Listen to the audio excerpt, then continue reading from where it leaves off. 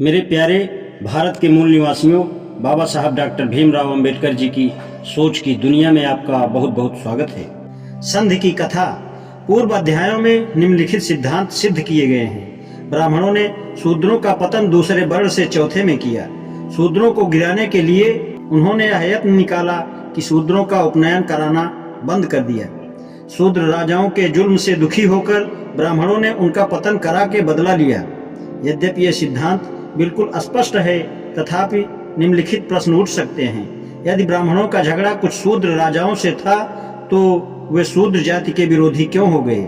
क्या यह द्वेष भाव इतना तीव्र था कि ब्राह्मणों ने बदला लेने की ठानी? क्या ब्राह्मणों और शूद्रों में संधि नहीं हुई? यदि संधि हुई तो बदले का कोई कारण नहीं हो सकता। शूद्रों ने इस पतन को कैसे सहन किया? इन प्रश्नों का उत्तर देने का अब प्रयत्न किया जाएगा। पहला प्रश्न है कि यदि ब्राह्मणों का झगड़ा कुछ शूद्र राजाओं से था, तो उन्होंने शूद्र मात्र से बदला लेने की क्यों ठानी? यदि एक बात पर ध्यान रखा जाए तो उत्तर सरल है। वह बात यह है कि ब्राह्मणों और शूद्र राजाओं का झगड़ा व्यक्तिगत नहीं था। ब्राह्मणों के पक्ष में संपूर्ण ब्राह्मण वर्ग था। वशिष्ठ की कथा को छोड़कर बाकी झगड़े ब्राह्मण मात्र से थे। इसी प्रकार शूद्र राजाओं के पक्ष में सभी शूद्र थे। जहाँ तक कि शूद्रों का ताल्लुक है, झगड़ा ब्राह्मणों और क्षत्रियों के शूद्र वंश में था। महाभारत के आदि पर्व में यह वंश वृक्ष दिया हुआ है। क्षत्रिय राजागण जिनका ब्राह्मणों से विरोध था, उनका आपस में संबंध शिक्षाप्रद था। पुरुरवा इला का पुत्र और वैश्वत का पौत्र था। नहुष पुरुरवा का पौत्र था। निमि इक्ष्वाक के पुत्रों में से एक था। त्रिशंकु इक्ष्वाक की 28वीं पीढ़ी में था। सुदास इक्ष्वाकु की 50वीं पीढ़ी में था। सब मनु तथा इक्ष्वाकु के वंश में थे। सुदास इक्ष्वाकु के वंश में थे। सुदास शूद्र था, तो ये सभी राजा शूद्र थे। यद्यपि कोई विशेष प्रमाण नहीं है, तथापि यह अस्वाभाविक नहीं है कि राजाओं के पक्ष में संपूर्ण शूद्र हों। उस समय जाति एक मुख्य संस्था थी। यदि किसी का झगड़ा दूसरी जाति वालों से होता था, तो संपूर्ण जाति उसमें भाग लेने लगती थी। अतएव ब्राह्मणों ने राजाओं से क्रुद्ध होकर उपनयन का अधिकार संपूर्ण शूद्रों से छीन लिया।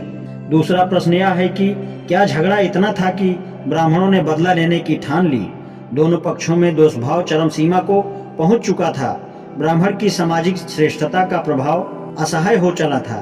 ब्राह्मणों का दावा यह था, ब्राह्मण संपूर्ण वर्णों का गुरु है तथा उसका यह अधिकार जन्मसिद्ध है। ब्राह्मणों को यह अधिकार है कि वह अन्य वर्णों के कर्तव्य को निर्धारित करे, यह भी बतावे कि उनका जीवन कैसा हो और वे क्या जीविका करें। अन्य वर्ण ब्राह्मणों के आदेशानुसार चले और राजा औरों को ब्राह्मणों के आदेश पर चलावे।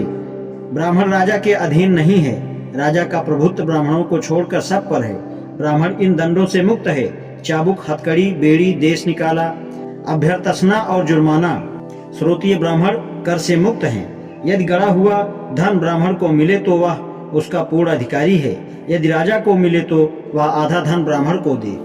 यदि कोई ब्राह्मण लावारिस मरे तो उसका धन राजा न ले, वह धन ब्राह्मणों में बांट दिया जाए। यदि रास्ते में राजा श्रोत्रिय अथवा ब्राह्मण के सामने आवे तो राजा रास्ता छोड़ दे। सबको ब्राह्मण को नमस्कार करना चाहिए। ब्राह्मण का शरीर पवित्र है। यदि वह हत्या भी करे तो उसे प्राणदंड न दिया जाए। ब्राह्मण को धमकी देना, धक्का देना या उसका रुधिर निकालना पाप है। कुछ अपराध के लिए औरों की अपेक्षा ब्राह्मण को कम सजा दी जाए। यदि अभियोगी ब्राह्मण ना हो तो राजा ब्राह्मण साक्षी में ना बुलावे।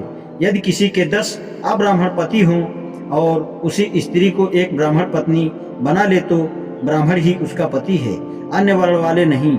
उपरोक्त 13 बातें काड़े ने धर्मशास्त्र भाग 2 पृष्ठ 138 से 153 में लिखी है और 14वीं बात अथर्ववेद 5, 17, 8, 9 म्योर भाग 1 पृष्ठ 280 में लिखी है।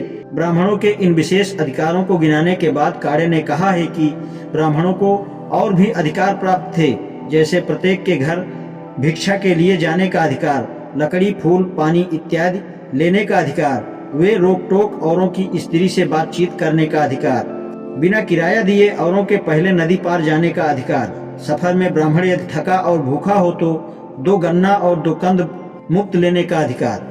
इन अधिकारों को प्राप्त करने में समय अवश्य लगा और बहुत झगड़े भी प्रकट हुए, तथापि अधिकार नंबर 1, 2, 3, 8 और 14 किसी भी माननीय पुरुष के मान के विरुद्ध है। राजा लोग भला चुपचाप कैसे इन बातों को मान लेते। इनमें कुछ राजा तो सूर्यवंशी थे, केवल पुरुरवा और नहुष चंद्रवंशी थे, जैसा कि निम्नलिखित वंशावली प्रकट होती है। सोम, तारा, बुध, इला, पुरुरवा उर्वशी, आयुष, नहुष। इला मनु वैश्वत की पुत्री थी, अतएव नहुष और पुरुरवा का संबंध सूर्यवंशियों से भी था।